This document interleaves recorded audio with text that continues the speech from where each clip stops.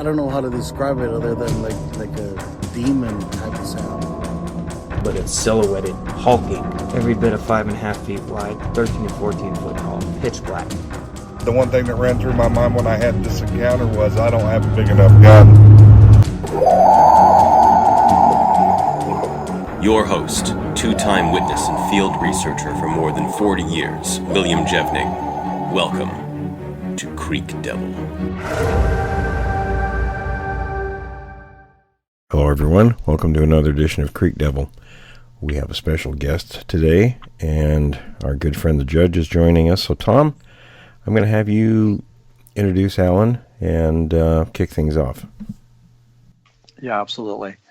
Alan, you and I spoke about 3 weeks ago before you went on vacation, and you had some, as I recall, I think you had 2 encounters with the topic at hand. So what I'm going to do... Two incidents. I can't prove that they were encounters or not. So, I mean, two circumstances that were very interesting. Okay, excellent. Yeah, I understand. It's kind of difficult if you don't actually see one. So I'll tell you what, I'm just going to hand it over to you and fill us in and give us the details. And then periodically, one of us may, we may jump in with a question. Okay, very good. Well, I'm probably like a lot of people who are into the topic that are my age, middle-aged, is we were motivated by Boggy Creek. That sort of introduced a tremendous amount of us to the drive-in. But something happened before that for me was the Lake Worth monster, which is right where we lived when I was a kid. And that just really tore up the media for locally. I know now it's ancient Bigfoot history. But at the time, I mean, it was hot news, and there's actually a fairly decent photograph, decent considering the subject, of a white squatch taken there at the outside of Lake Worth. So that kind of introduced me to it, that there was this giant hairy thing running around in the swamps. Where would this be located? That was at the Fort Worth Nature Center, which is near Lake Worth, Texas. It's called the Lake Worth Monster. Fort Worth Nature Center is still there, and it's just an outdoor natural resources area. Gotcha. And my friend's parents would take us over there looking. I didn't know. I was just a kid, going out there looking for the Lake Worth Monster because that was kind of a thing you did. And we never came across it, but I certainly remember doing that. And that was really my first introduction into there's something out there. I don't know what it is, but it sounds pretty darn scary if you're a little kid. And I guess if you're an adult too.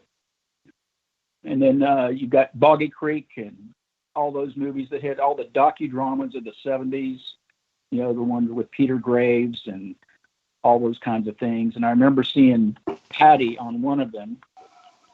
And it just, I thought, even as a kid, I thought, that's not a guy in a suit. Hey, Alan, I'm going to jump in for a second. You caught my attention. You talk about an incident called the Lake Worth Monster. And I'm just very vaguely familiar with it on the periphery. Can you maybe go into, you said it sounded like it was quite a media event back then. Maybe kind of just fill us in a bit on what that was about. Certainly. It was a large white, we would say large white squatch today. Not large, but all of them are large. That, full adult squatch that I believe at one time as many as a half dozen or so, maybe a full dozen saw it after it started making appearances in the Fort Worth Nature Center. And I was just a kid, and I really haven't picked up anything on it in years. But if you Google Lake Worth Monster, you'll get a ton of information.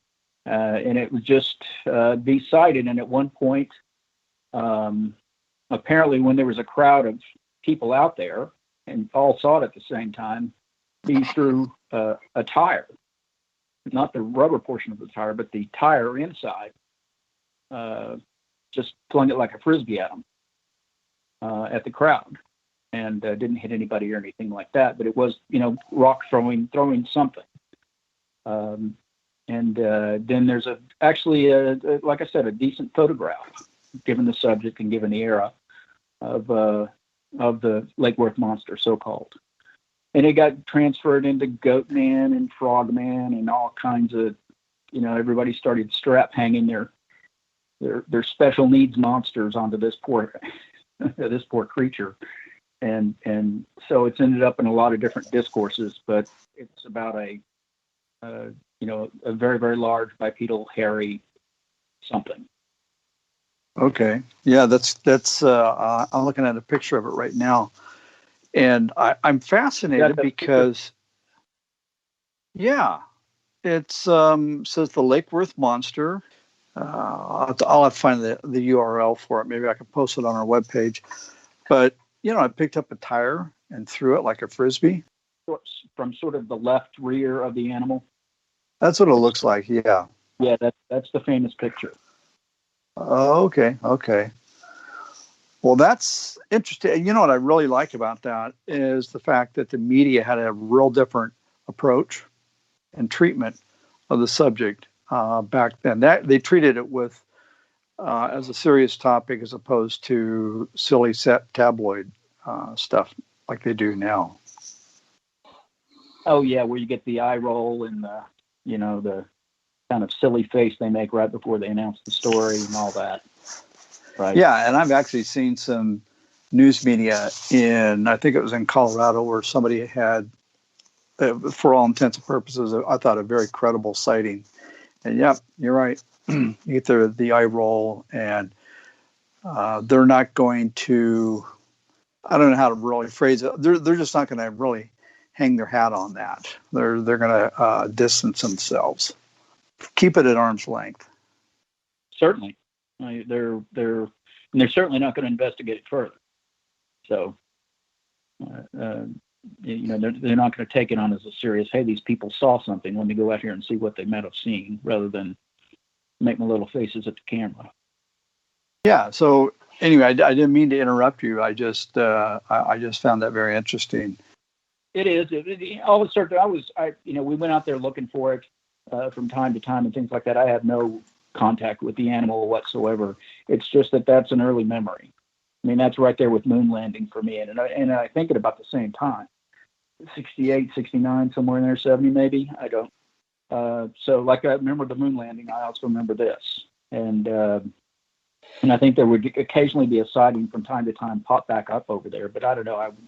I don't know. I just don't remember. There's a book written by actually not a terrible book, written by one of the first journalists to cover the story, and has a lot of the accounts in there and things like that. But at certain points, she decided to fictionalize some of it, and that's where it was. It is in the Texas lexicon of monster names. And then in the 70s, we were all barraged with the Peter Graves documentaries and things like that. They would come sort of docudramas. That's where I saw Patty at some point and determined that's a real, whatever it is, that's real. I don't know what that is, but that's not a man in a suit. That's an animal. Yeah, no, that's exactly right. And also, it's besides just the serious treatment of the topic, some of those shows that you just mentioned, I thought some of them were really interesting, especially for the times, because there wasn't a lot of information on this topic, and that's kind of where you had to go. Yeah, it was interesting how they would have Peter Graves walk up like it was a crime scene. And they have all these people out there. Putting plaster in, and it was, taped off, and police, and, for their little setups. But, it was. I mean, they're very dated, but there's a lot of good details, and there's a lot of accounts, and they actually dressed up a monster a lot better than they did in more recent series. And I think kept the mystery and the fear there a little bit too. Well, it's exactly right. And Texas actually has a long history of these creatures. Yeah, we do. I'm here in West Texas, and we talked about some of the West Texas sightings earlier. But of course, the Boggy Creek being the closest and most famous of the sites, and that sort of straddles both sides of the state line right there. That you've got, when I was a kid, I thought that there was just one, and he lived in the Pacific Northwest, because I didn't understand biology or anything. I didn't know they couldn't live 100 years or 150 years or anything like that. So I just assumed when I would watch Boggy Creek, for example, that was a different kind of monster entirely. It wasn't until much later in my childhood, when I was reading John Green in the library and, some of the other nonfiction books that I would manage to get my hand on in sometimes bookless West Texas. It was that's where, wow, there's a lot of these. This isn't one thing making its way, zigzagging all over the nation. And so I'm glad to hear you say that, because for years that's what I thought as well. Oh, there's one of these things.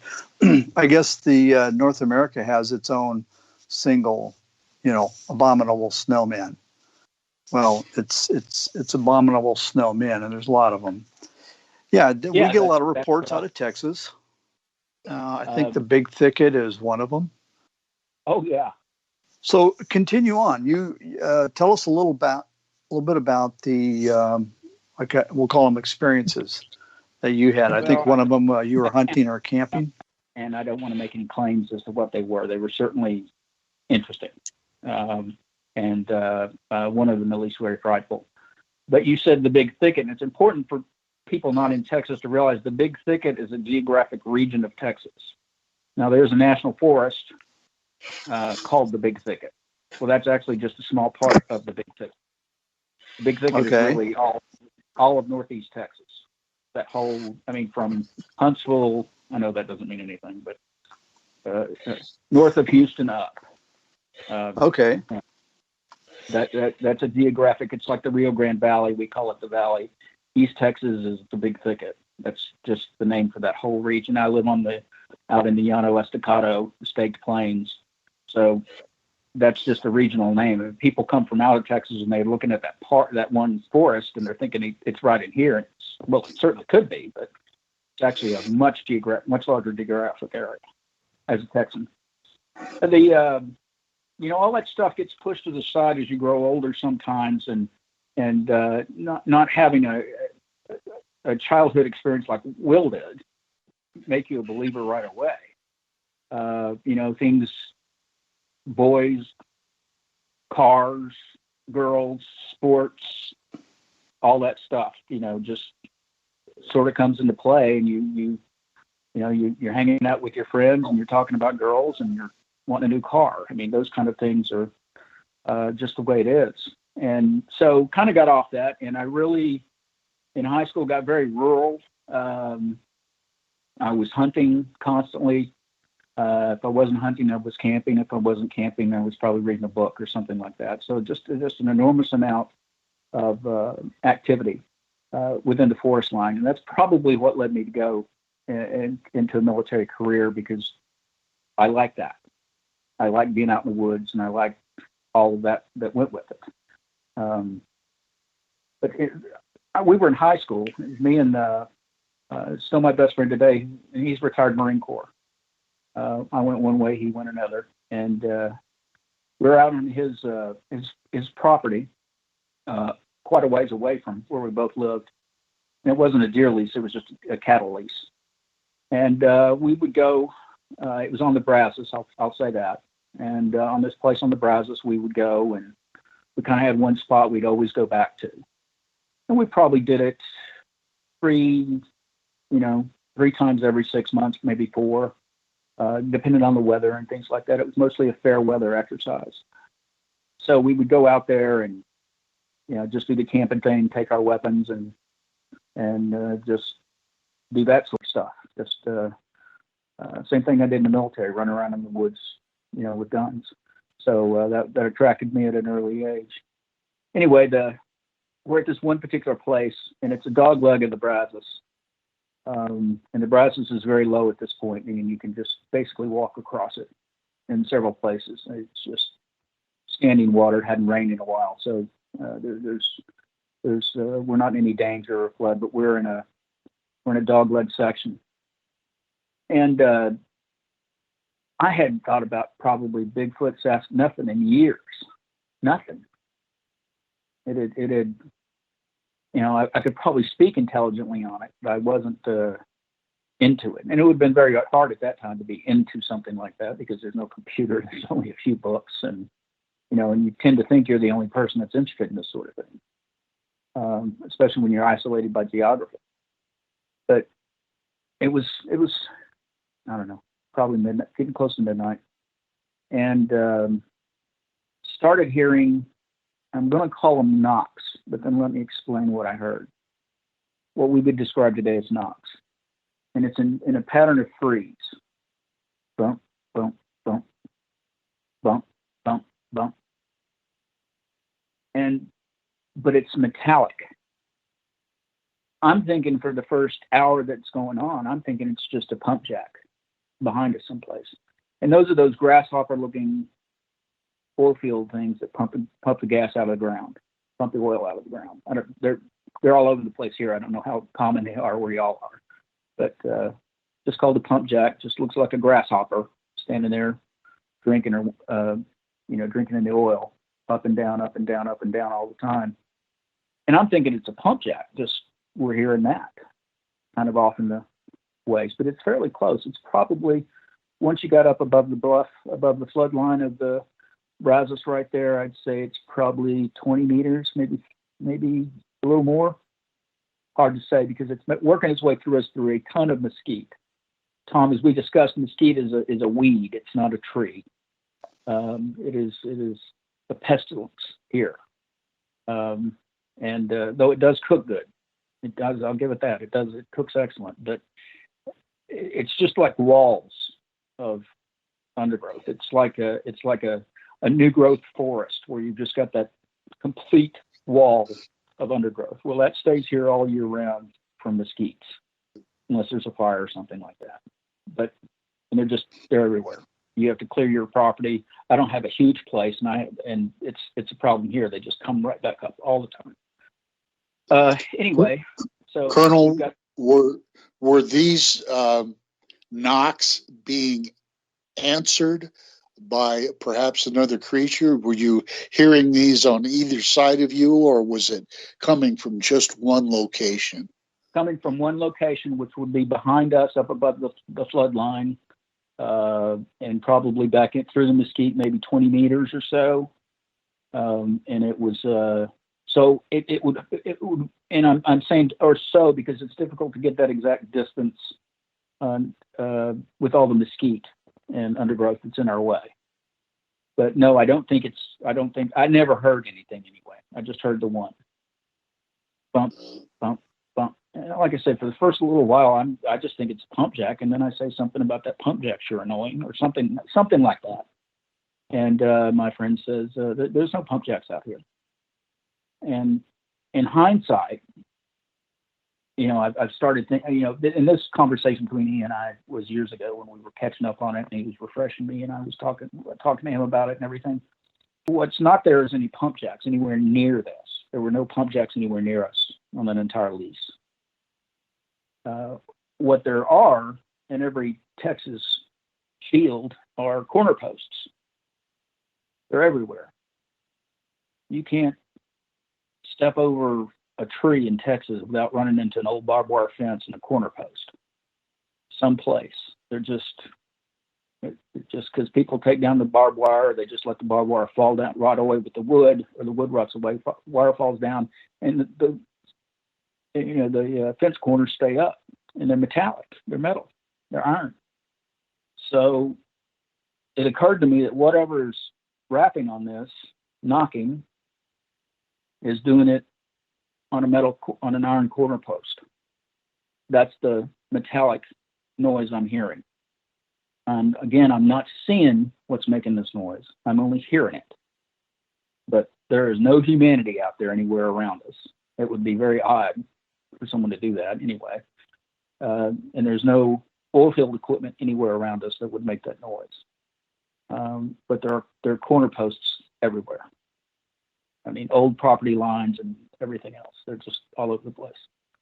So what it was doing was, it was, because there's mesquites aren't trees, they're weeds. They can't be wrapped on. There's nothing really.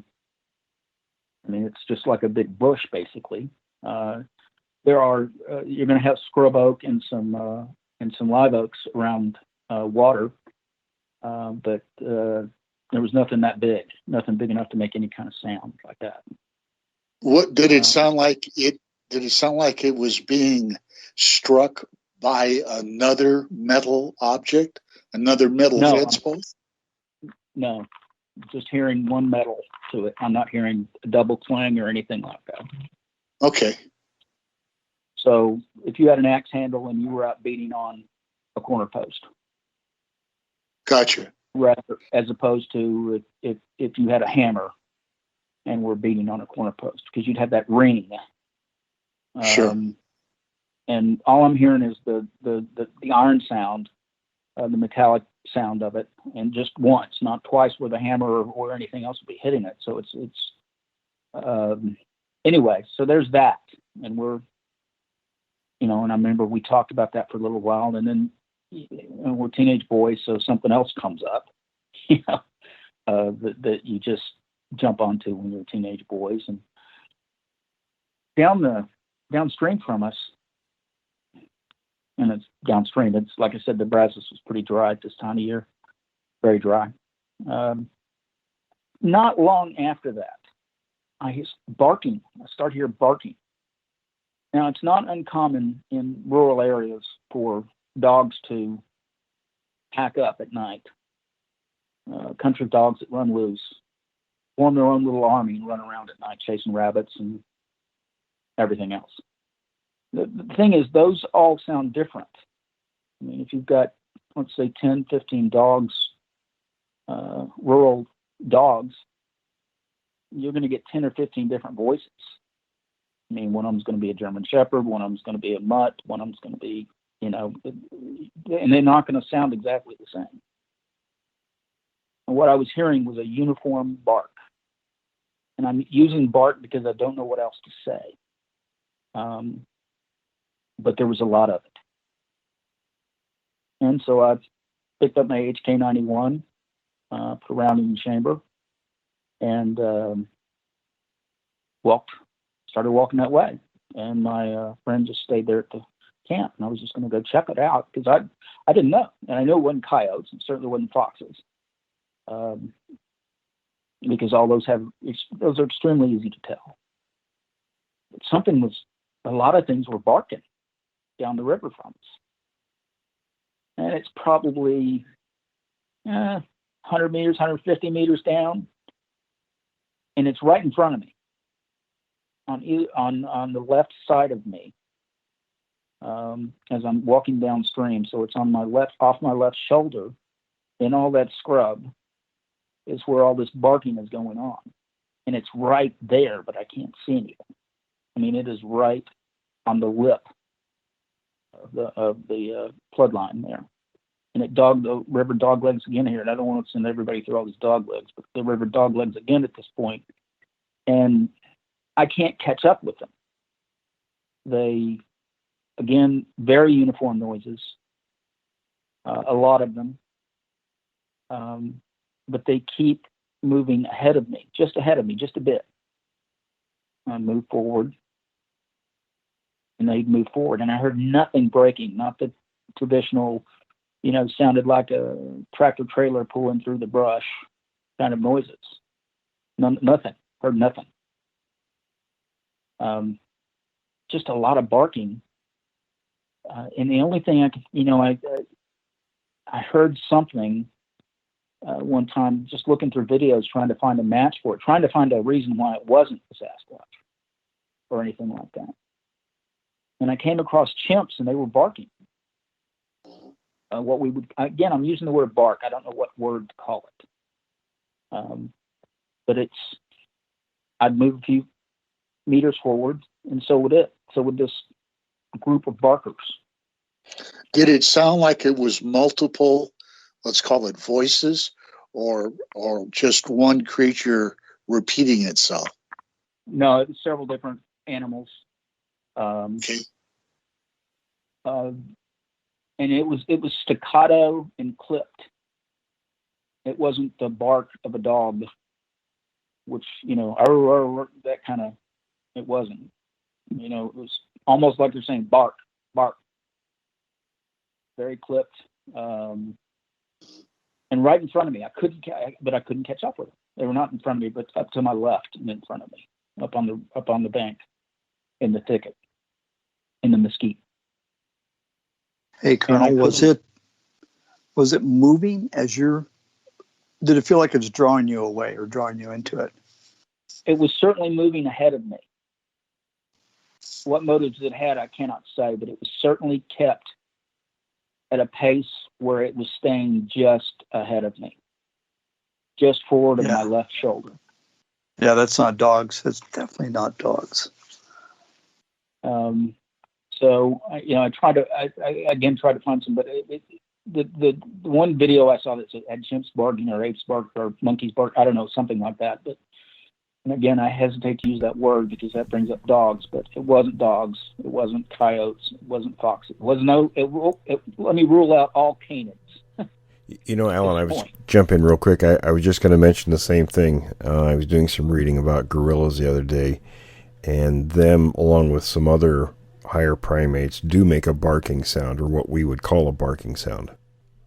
Yeah, this is going to sound stupid, so bear with me. Have y'all ever seen Greystoke, Lord of the Apes? Yes. It's probably the greatest Tarzan movie ever made. It was excellent. And the actor that's also in Highlander, I can't remember his name off the top of my head, and it's not important, but when he's communicating, he made a very similar noise because all he speaks is gorilla, or chimpanzee rather, at the first in the movie. And the actor did a tremendous amount of work training with apes and copying their movement and everything else. But the sounds he would make were probably the closest I won't say that's it, but it was very close. But it was a clipped, one tone, quick sound. We've heard multiple instances where these things have mimicked owls and have whistled, and even far-reaching stories where they mimic a call to a dog or something of that nature. Would you be led to conclude that they were trying to mimic? It sounded like they were mimicking a dog.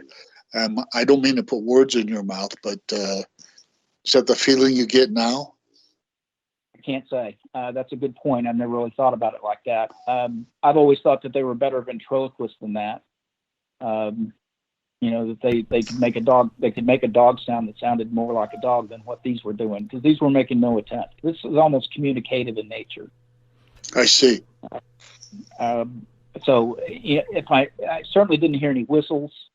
If there were any owl noises, I did not pay them any attention at all in where I was at, because that would have been very common nighttime noise. I'm going to jump in for just a moment. I want to say that I want to just reiterate everything that Tony just said is exactly, I mean, he took the words out of my mouth. Number one, the monotone nature of the sounds is, I've heard it with owls, and it sounded like your typical 800-pound owl, which is, of course, not typical. But it's a very monotone, and it's kind of annoying. It has a little bit of a agitated, kind of an annoying sound to it. And so mimicking is the word that came to mind. Hey, Tom, here's my thought. In some of these cases, they do mimic. In this type of case, and I've heard this numerous times, I don't think that's a mimic. That bark type noise, that's something entirely different. But do you think it's these creatures? It is. It goes along with grunts and things like that, but it's not one of the mimicking behaviors. Okay, very good. I think it's just their noise, and them talking to each other. Whatever they were doing, it didn't sound like an owl. I got owls all around me in the evening here, and again, I wouldn't have paid any attention to an owl at all. Whistle might have gotten my attention, but I did not hear any whistles that I can recall. We went from the thumping, and I have no memory whether the thumping continued during this process or not. I just remember that started it. And, and after a little while, I said something about the machine, and, there's no machine out here. What is that then? And, now thumping, knocking, these are common topics for us. But this is, 1970s. So I don't know if anybody had cracked those codes yet, or very much so anyway. And then, Will, you were around the Four Horsemen, so you were probably in tune to that kind of detail and data, but, I wasn't. So I didn't, just why is this not, what's going on? Why is there this noise? And then why is this other noise coming from down the river? I think your point, Tom, about being led, I don't know. I can't speak for whatever was making that noise, but I can say whatever they were doing was working because I was doing that. I mean, they had a carrot on a stick for me. I was just a natural curiosity, and I had 7.62 with 30 rounds. So, and the reason I mentioned being led, or kind of like you said, a carrot on a stick, is a very good analogy. We've heard that time and again, and one of the guys that's been on the show in the past, Lee, has talked about in an area where he heard laughing. He said it sounded like maybe a young teenage girl laughing, and it's at nighttime. So he walks out there, and that's a little bit further, walks out, a little bit further, walks out. Will, do you remember him talking about that? Yeah, I do recall that. Yeah, I don't remember all the details at the moment, but he did talk about that a couple of times, actually. Yeah, and the thought that came to mind was drawing somebody in.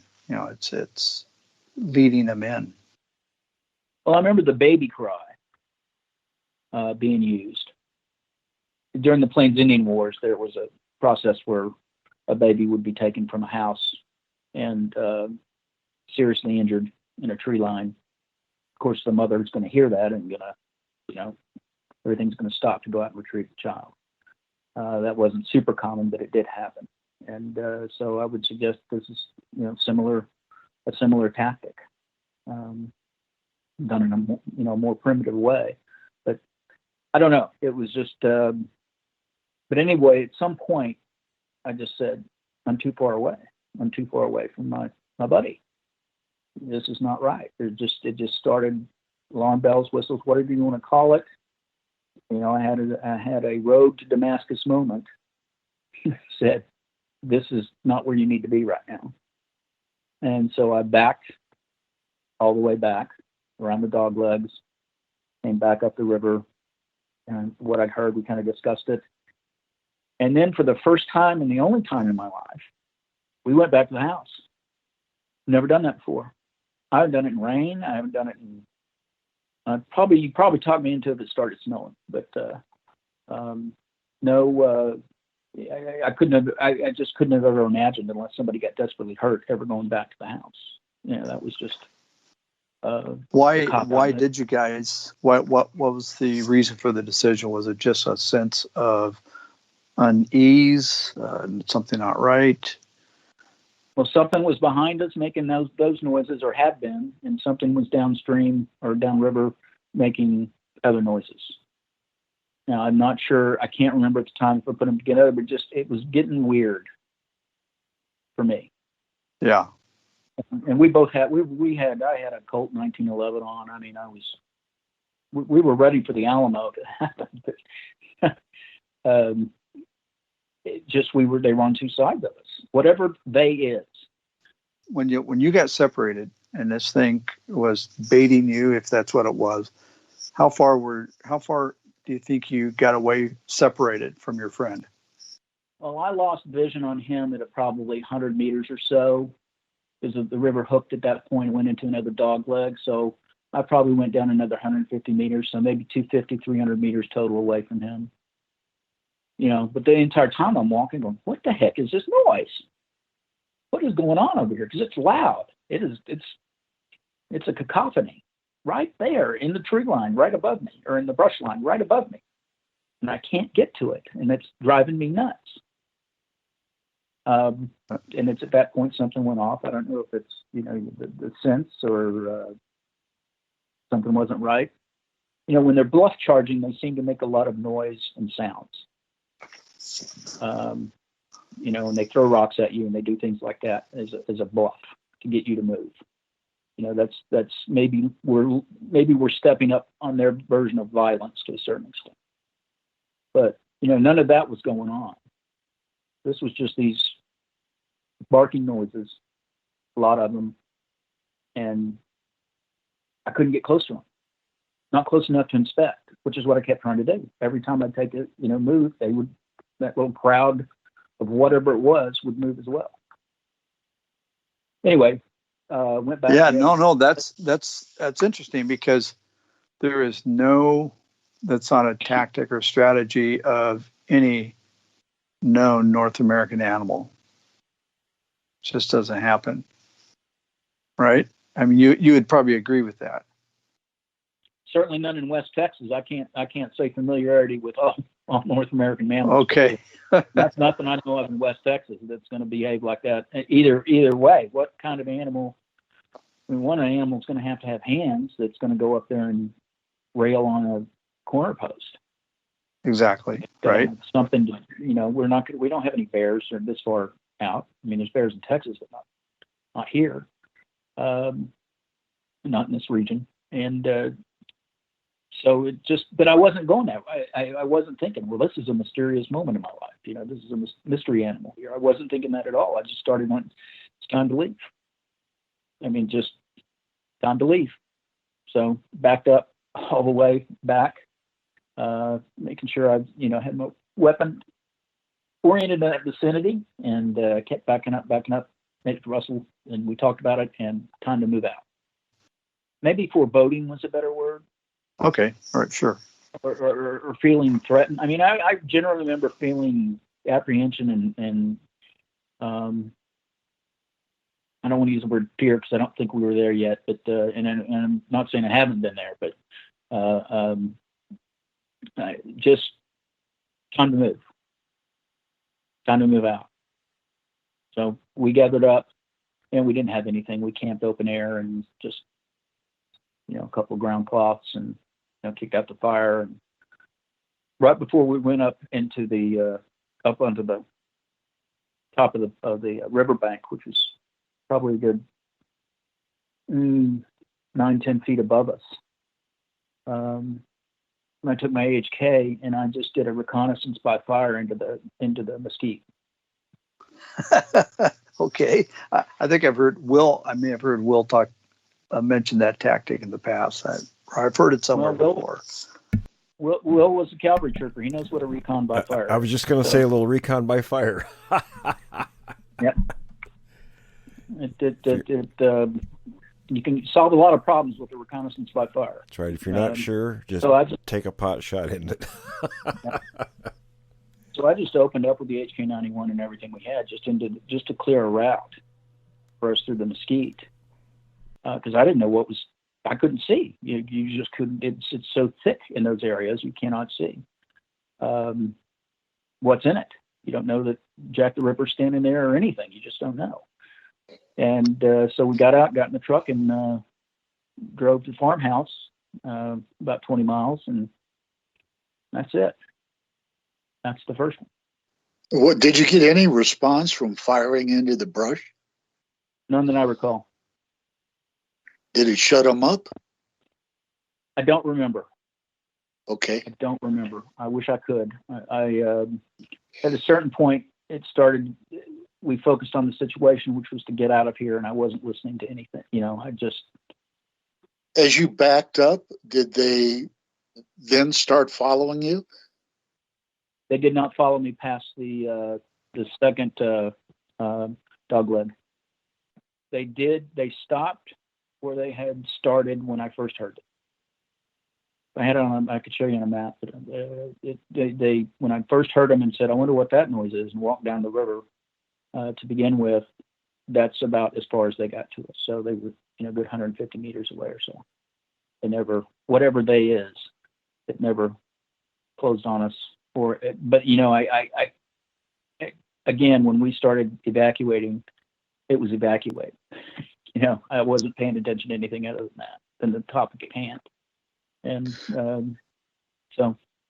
I've never heard, maybe some of you gentlemen have. Have you ever heard a coyote bark? I've heard them yip, howl. Do they bark? I've heard coyotes make every noise imaginable, and there'll probably be some on my property here in a couple of hours. But this was definitely, like I said, there was no canid noise at all going on here. Because I've exhausted myself trying to think it was just coyotes, or that was just because I think we need to do that with this topic. Is the first thing we need to do is prove that it's false. Prove that. Yeah, start eliminating things. You don't have wolves. Do you have red wolves down there? We do have red wolves. They're very they're in amongst coyotes quite a bit. They're not a full breed anymore. You've got the Mexican wolf and you've got the red wolf. A Mexican wolf's going to be further to my south, down south of San Antonio in that vicinity generally, out to the Gulf and down into the valley, and then in northern Mexico, and out, all over Texas. You're going to have the red wolf, but the problem is they're basically red coyotes. The red wolf, and that was my understanding, is the red wolf is actually, it's really small. It's almost like just sort of like a larger coyote, except it actually is part of the wolf family. It's a bigger, redder coyote, at least the ones I've seen. And I think the Texas Parks and Wildlife is trying to breed, get the coyote blood out and recreate the breed over generations. I think that is a project that's ongoing. But I can't speak to it. I've just heard that. I don't know that that's correct or not. But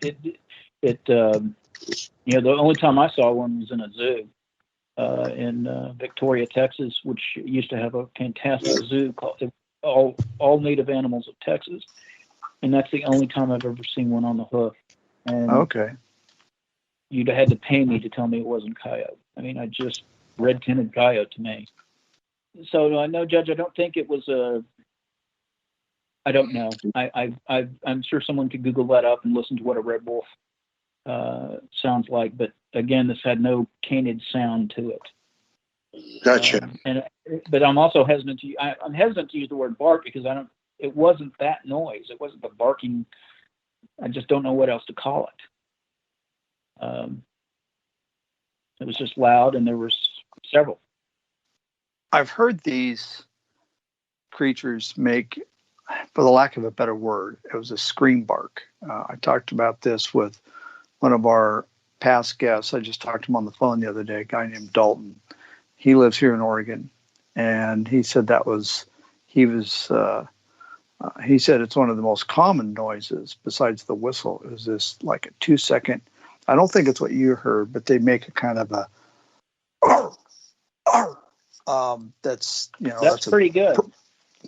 There you go. All right, I'm hired, but that's a common noise sound that they make, and that's not bad. That's pretty close. I mean, that's as close as anything I've ever heard. Yeah, and I just call it a scream bark or a chuff or something. I've heard it at like 2 a.m. and out camping. Picture a cacophony of those going on. Yeah, that would get your undivided attention. Maybe 30 yards from you, but you cannot see because of the foliage. Yeah, that's disconcerting. It really is. It's odd. It's not what you would normally hear. That get me backtracking in a hurry. Yeah, and there's I think Tom, I sent you one of the accounts that happened right in the same location. Another link to an encounter that also happened there. Yeah. that little specific area. It's certainly not a hotbed in y'all's world, but I think there's been about 3 or 4 reported incidents. Now, how many haven't been reported, who knows?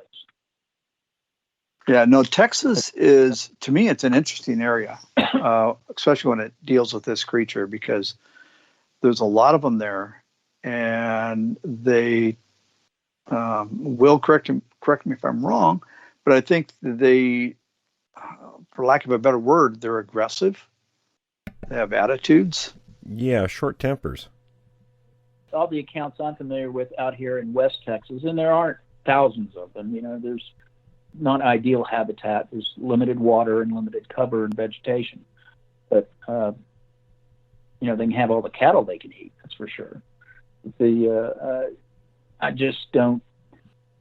Every account I read from at least in the West Texas, I don't want to say every, but most of them are past curious. It's past the curious who just wants to see something. He's curious about you. You're curious about him. That kind of moment that there's just seems to be some aggression behind the other one. And I in looking back on this, if that's what it was, I think you're right, Tom. I think it was, well, I think you could be right that being drawn further away from my buddy, separated, just like beaters, sort of doing like reverse beaters on a lion hunt. Right. Yeah, exactly. And here's the thing. It's nothing new that we hear from time to time. We hear about this, where people are being baited or drawn in, and then they suddenly realize they get that aha moment, like what you had. This isn't right. I'm not getting what I'm after, and I'm being either separated from another person, I'm separated from my vehicle, I'm being drawn into an area where they can flank me. Yeah, I remember thinking, this I don't see an end. I don't see a piece of terrain I can end this on up there, and I'm pretty sure it was a bright moon that night, because I remember seeing pretty well. I couldn't see, like, there was this, the shoulders of the river were going to open up very quickly, in another 100 yards. And that way I'd be able to get a good look at it. There didn't seem to be an end of it, at least one that I foresaw. Have you gone back there, Colonel? Yeah, we've even camped back there several times. I have not been back there in probably, last time I was there was when my kids were little. It's probably been 20 years maybe since I've been there. But they no longer have access to that lease, so I can't. I mean, that was they gave up the lease back to the owner, so I can't physically go right to that spot. Though I can certainly point to it on a map for you. But I was just wondering if there was any duplication of that type of experience there. Me and my buddy have talked about it a good deal. I mean, we're still in constant contact, and he leans the same way I do now, that we've all kind of put it together. And this piece, do you remember when this happened? Yeah. I remember that when you went and did this, or I remember that noise that was being made. That's West Texas, circa late 1970s, maybe early 80s. So you had another experience following that? I had another, yes, I had, and I'm always hesitant, this is such a rare creature, and when people have multiple, and I certainly don't consider myself one of those, it's just, what are you doing right that you can keep seeing this thing pop up, all these times, and I guess it's just geography and baiting and everything else we do is so different now than what the Four Horsemen would even thought about back then. Yeah, I was in the Army, Fort Stewart, Georgia. This was fall of '87, September or October. Likely is not September or later in September. And we were in the middle of there's a place, I don't know if Will ever experienced it during his time, but there's a real hellhole in the Army called the National Training Center at Fort Irwin, California. And it's where you deploy out there, your unit deploys, and you go fight bad guys for 2 weeks. And it's merciless. I mean, it is merciless. And you got advisors all over you and observer controllers, and you're getting your teeth kicked in all the time. I mean, it's just brutal. And back then, I don't know how they do all of that now, but in the 80s, you went through what was called a train-up. You would spend months in the field prior to that deployment, just getting ready. You would spend months training just to get ready for that training. I mean, it's Reagan's president. There's lots of money, so we can, you went and I'm grateful for it because it certainly taught me how to fight. I certainly learned my craft out there and didn't have to wait for Iraq to teach it to me. I knew what I knew, and I knew what my business was, and it taught me. But it's just I learned all the hard way, so it was always anyway. So we're getting ready to go to National Training Center right after the first of the year, and this is September, late September, maybe early October, and we have been on the train up for, I guess, since right after Labor Day. So we've been out there 3-4 weeks max, training. And I was a platoon leader at the time, and Fort Stewart crosses Liberty, Tatnall, and I can't remember the other county. Can't remember it. But Fort Stewart's a really big fort. And it's the biggest, it used to be the biggest fort east of Mississippi. I have no idea if it is today. And it's just north of Savannah, a ways. It's basically a swamp. Soldiers called it Camp Swampy after the Beetle Bailey cartoon. And so everything's elevated. The roads are all, 6 feet in the air, gravel tank trails. You know what I'm talking about, Will, with tank trails and stuff like that? Yeah, absolutely. These are all elevated. I don't know how they are at Fort Lewis. I've been to Fort Lewis, but I was never downrange there. These are elevated because they flood. It's a constant, it's the Savannah Rain Festival year round, comparable to the weather y'all probably got up there with it's a constant rain, and it's just swamp, and you're right on the, from the Atlantic, and within grenade distance of the Atlantic. Anyway, so you've got to cross at times when you're training at Fort Stewart. You have to cross hardball roads that the public uses, because training areas will be segregated or separated by civilian highways and roads and things like that. And at Fort Stewart, that's just the way it is. There's just roads bisecting the training area. So you have to, we were in a brigade, which is just a tremendous amount of combat power. That is a lot of people. It's about 3,500 soldiers. And we were crossing one of these, Georgia Highway, whatever, 120, I don't remember what it was. But you had to have MPs shut down the oncoming traffic. So at your crossing points, there were MP stands. And they would come out there, it was concrete reinforced asphalt. They had stations to where they parked their vehicles, and stations where they put the flashing lights, and 2 MP cars would go out each direction to halt the traffic. And you had to cross under that. You couldn't just sneak across.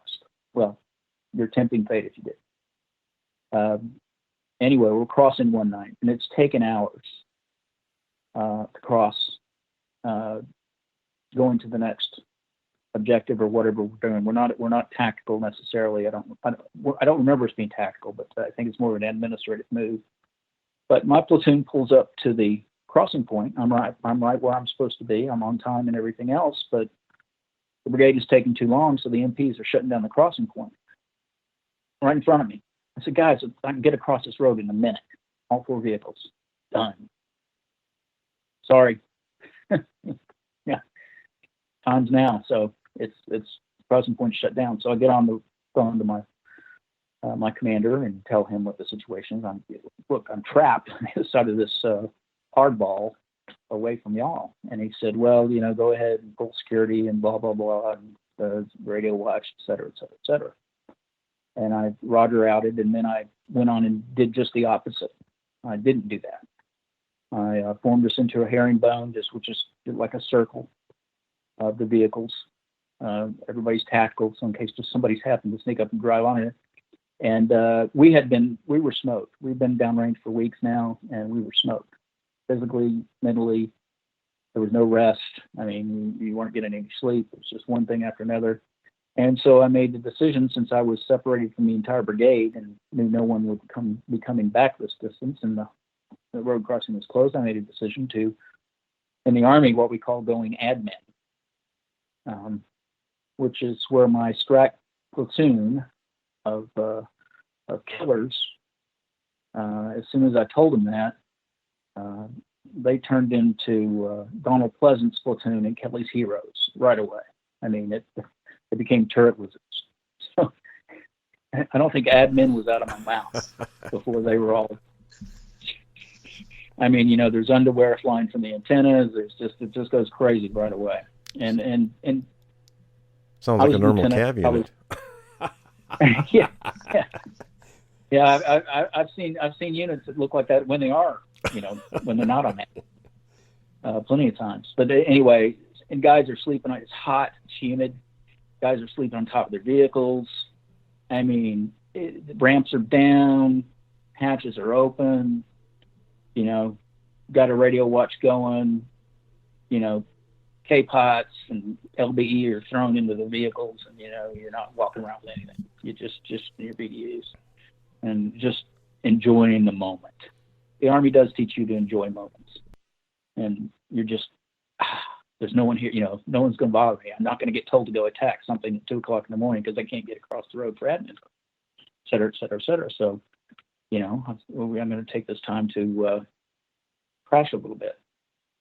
So we're all in this herringbone, and we're kind of in a little clearing. I want to use the word like a hammock in Florida, where it's just a little bit of elevated ground. I think that's the right term, right? I'm not sure. But we were just in a little bit. We weren't in the swamp. We were in a area elevated off of it, and it was fairly clear. There were pine trees, but it was an old growth pine forest, so you could see. And the just outside the perimeter was a what looked to me to be an old LZ, because it was pretty round and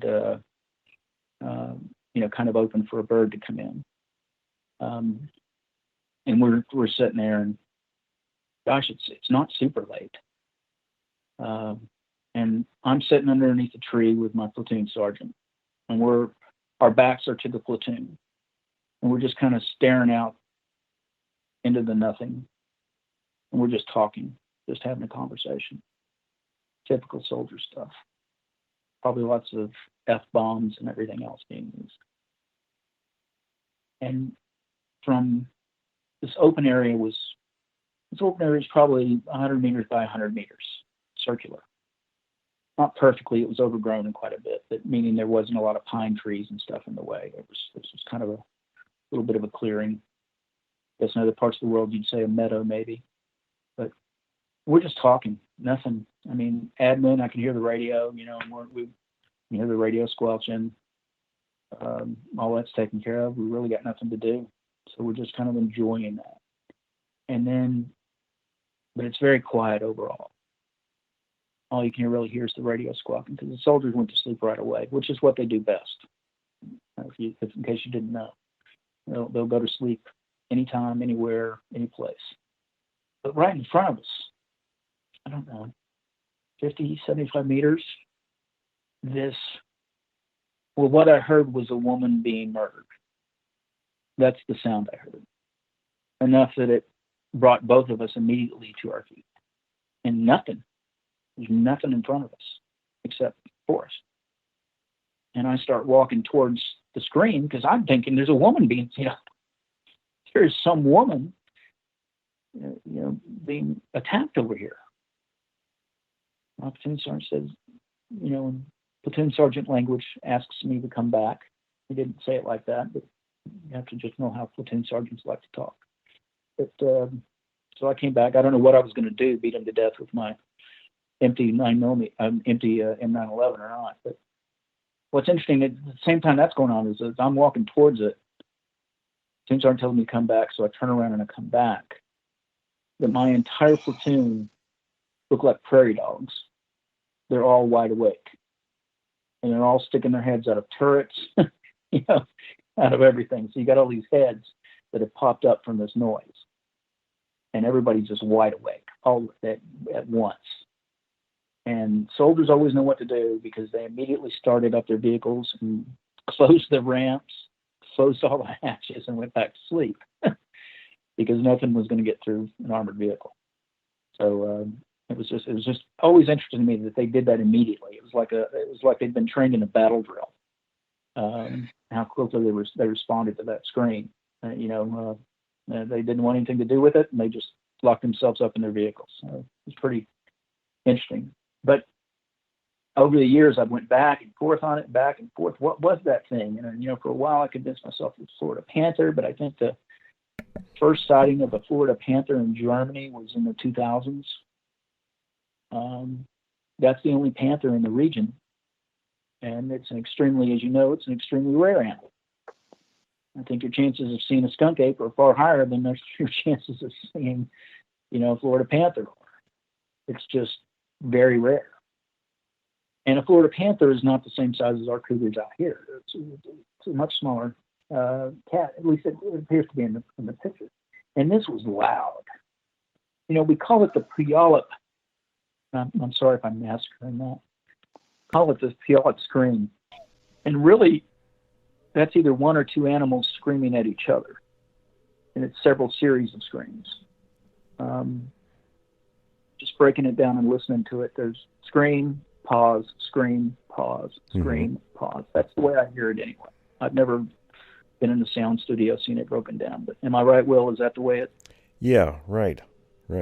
And I lived just a few miles from there when that was going on. Oh, well, that is pretty darn close. Just it's not the whole noise they make, but it's just that if you just take that one scream and placed it about 7,500 meters away from you and hearing that and seeing nothing. I'm going to jump in real quick. I just want to comment on the sound that a mountain lion makes.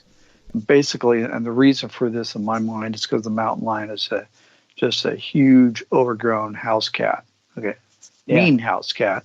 But and you and I talked about this when we spoke earlier, they go, ow. It starts high and goes down. Ow. Almost like I've heard her scream. It's like a scream meow.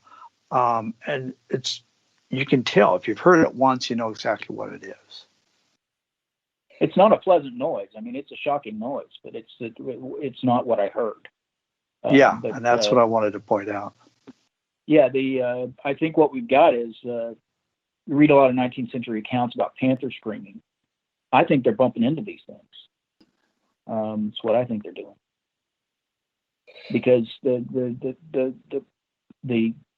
mountain lion noise that we're familiar with, or cougar, catamount, or panther, whatever, is my understanding is that it's a breeding noise and it's done by females.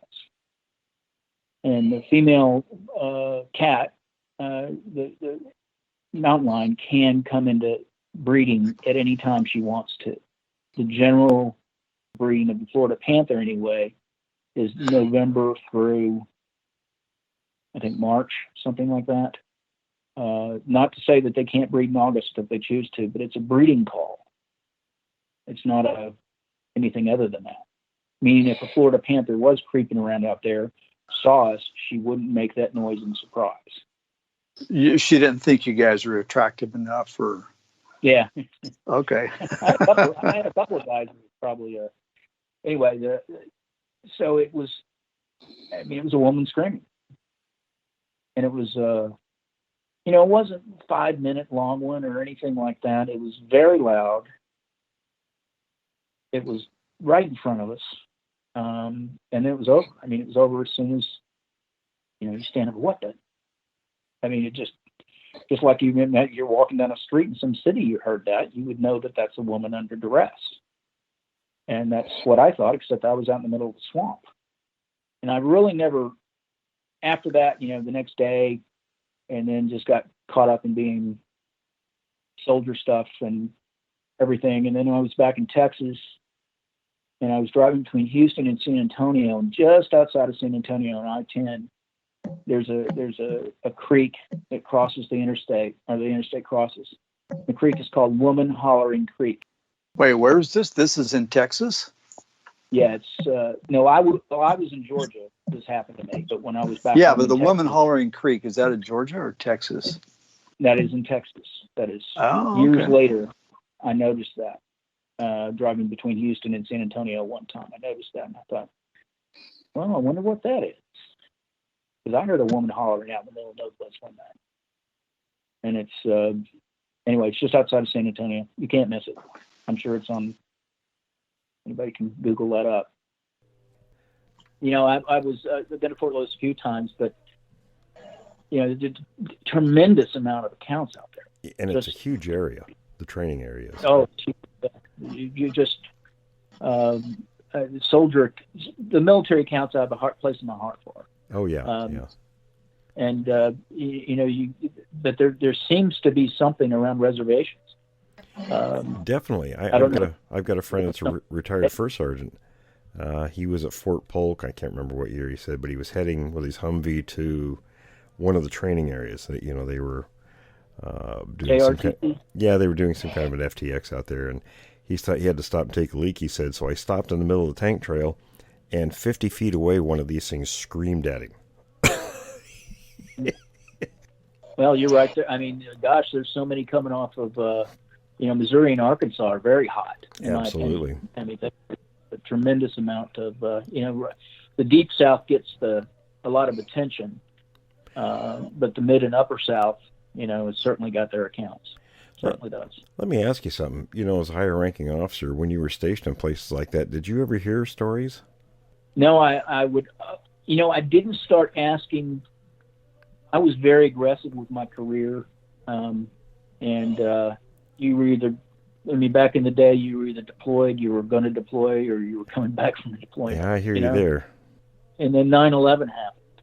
And, that changed every dynamic I'd seen. I'd been in the Army for, 12, 13 years at that point. And it completely changed overnight everything. So it's all different now. It's, I by that point, I was just up doing, step and fetch for general officers. So, I wasn't down at the lieutenant level learning anymore. I was just producing. But it's, everybody's op tempo went crazy. I mean, everything switched. Deployments, it just didn't have time to think. And I would have preferred to go. I went back to Iraq instead. I wanted to go to Afghanistan, but I couldn't swing that. And I ended up going back to Iraq. But I wanted to go to Afghanistan just because that, you're kind of getting into different country over there. Yeah. You're getting close to some tall, hairy folks. Yes, you are. And I'm my curiosity wanted me to go there, but I was just so focused on my career every day that and then what didn't take was my family. So 4 kids and right. Married, and just so you come home and you're in that you're in that engagement area for the next 12 hours. Then you go to work and you're in that engagement area for 12 hours. And that's the way it is. When you're in harness, you're focused on what you're doing. That's correct.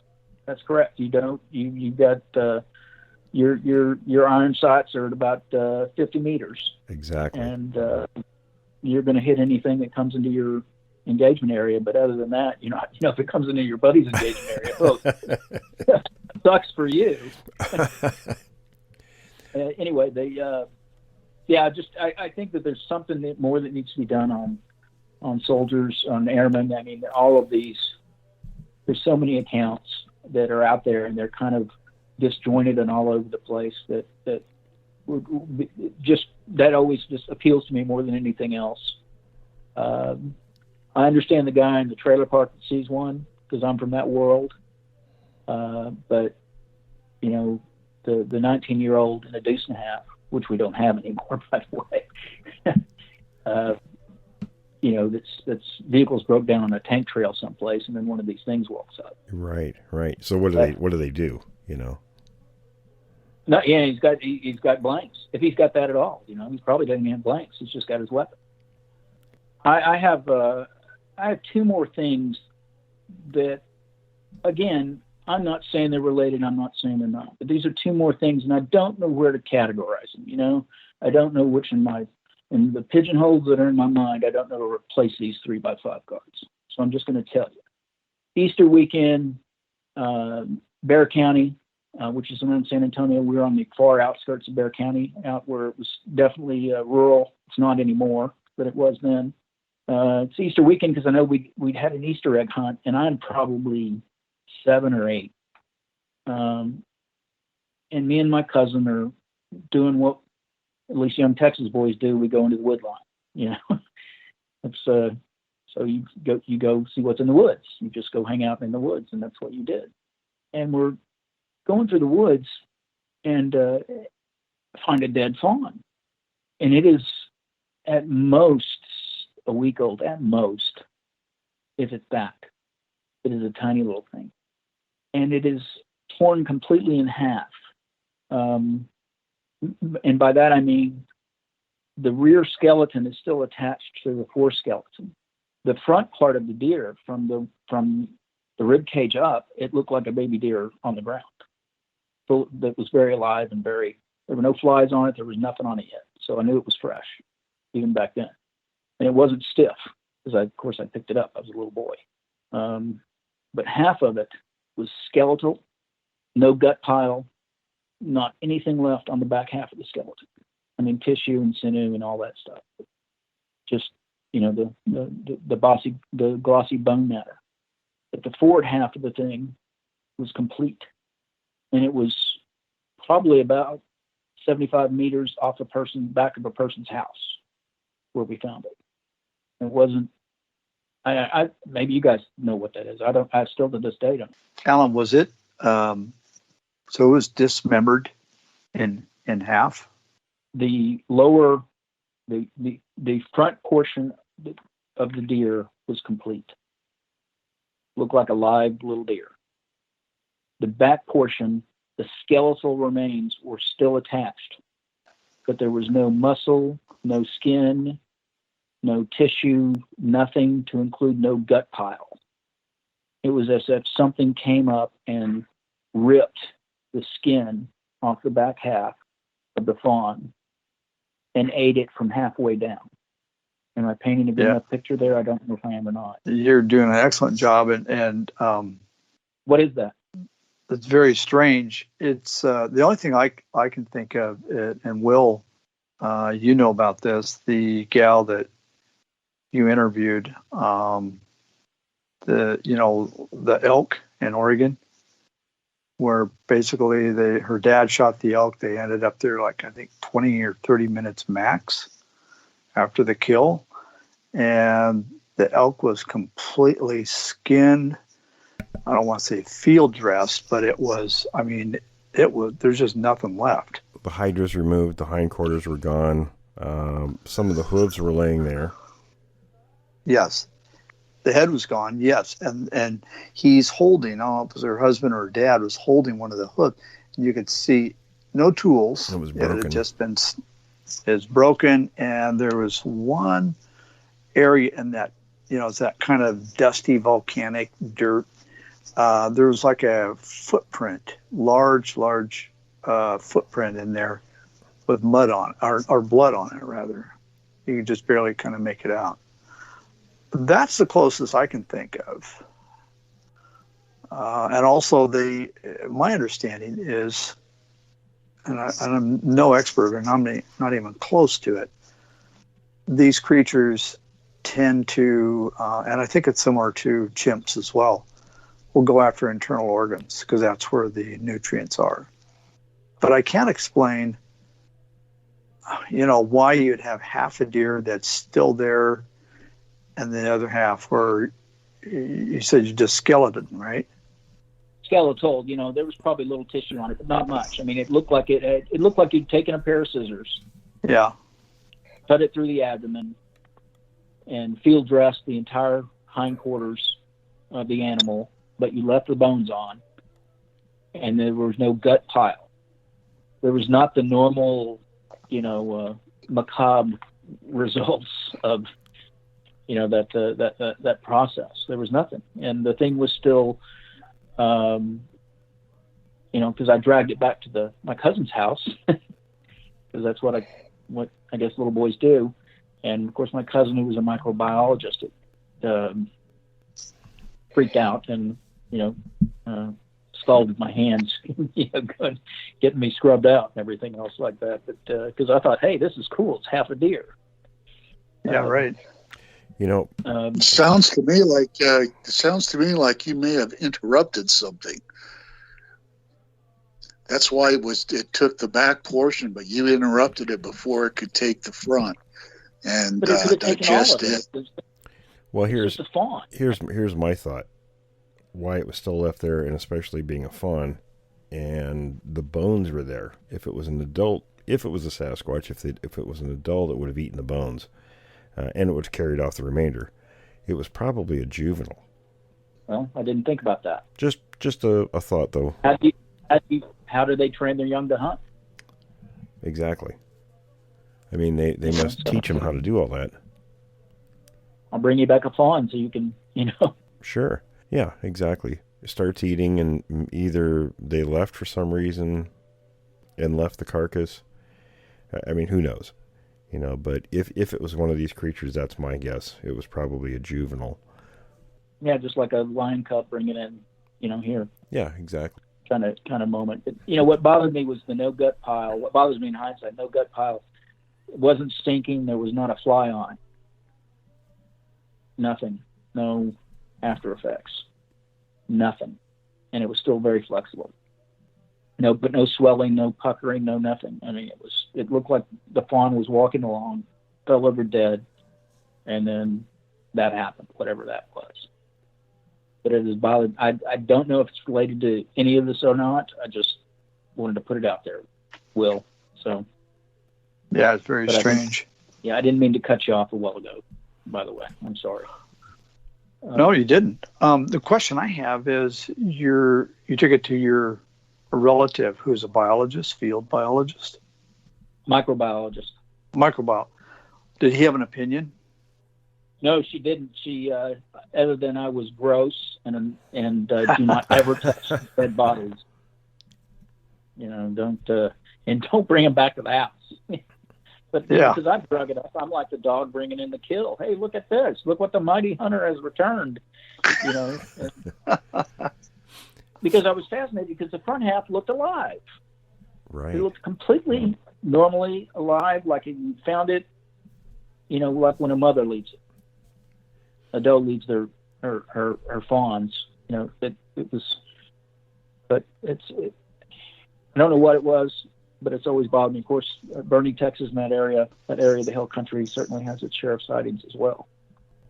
What always has taught me is whenever I'm rural, and I'm that way a lot with ranchers or stuff like that going out, I always ask, or if I'm ever around a police officer or especially a game warden, and I'm just talking to them, I always ask, I don't lead with the big man. I just say, what's the most interesting thing you've ever come across? And I was at a rancher's a couple of years ago. It's old ranch, old Texas ranch, and last generation on it, old lady in her 80s, and we're having a nice lunch there with several people, and I do my thing. I get her cornered, and we're talking about stuff, and I say, "What's the most unusual thing you've ever seen here?" And without missing a beat, she said, "A baby gorilla." Well, now that's interesting. That's all I got. Didn't get anything else, just a baby gorilla next to a tank. Tank out here is tank is a pond in the rest of the world. In Texas, it's a tank. Well, listen, fellas, we're out of time. Anybody have any questions or for Alan or Alan, if you have anything for us? No, not at all. Thank you for having me on. It's been a real pleasure on my part. Alan, I'm going to send you a picture. I got something to show you after that last piece you mentioned. You'll appreciate it. Okay. I'm all for pictures. You bet. All right, fellas. Oh, go ahead. I'm sorry. Thanks, Alan. We appreciate you coming on. Thank you. You're welcome. You're welcome. Very pleasure. interesting. Thank you. Absolutely. Yes, Alan, we certainly appreciate your time, and thanks again. Humbled to be asked. Thanks for listening to this episode of Creek Devil. If you or anyone you know has had an encounter with these creatures, please contact us at williamjevning@yahoo.com. That's William, Jevning, @yahoo.com. All communication is confidential. Join us for another program next week. And until then, keep your eyes open out there.